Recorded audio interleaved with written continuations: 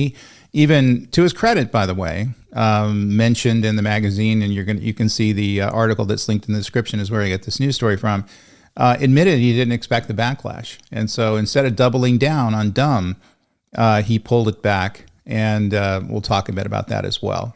So again, understanding the market sentiment is critical. CIOs must attune themselves to the prevailing market and society sentiments around technology and automation before they open their mouth. So by overlooking the fears of the employees and customers, the CEO exemplifies a disconnect that can alienate stakeholders, and ultimately through market analysis he should have done before he made this announcement, he could have found out the transition was more sensitive than he thought it was going to be. And even though if plans were moving to AI, that's obviously a transition that has to happen over a long period of time, and the ability to have a more comprehensive plan, how much you're going to spend, how much you're going to gain, how it's going to affect employees, how it's going to affect customers, is the way you do this. You just come out with AI first, just like in the past we had cloud first and SOA first, and whatever technology trend first that CIOs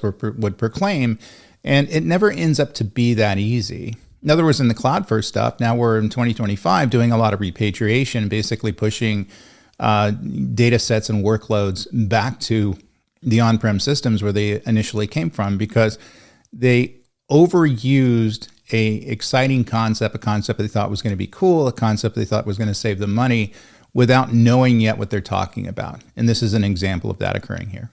So as with all of this stuff, communications is key. The way a message is communicated can significantly affect public perception. And the CEO's initial announcement lacked the nuance needed to reassure employees that their roles would not be eliminated. A more strategic communication plan emphasizing AI as a tool rather than a replacement could have mitigated the backlash. So people are protective of what they do each and every day, and emotionally so, and for good reason. In other words, the people who worked at the company, it's their livelihood. Just like, people who worked at other companies where AI was, an example with the Amazon case study we went through with the other video, and I'll go ahead and link it here, where you just go ahead and, make veiled threats to their employment at the company, whether you think you're doing it or not, because, I've been a CEO 3 times, and let me tell you, they hang on every word you say as related to the company's future and their employment at the company, things like that. So you have to be very careful. You don't lie, but also you don't say dumb things, things with hyperbole.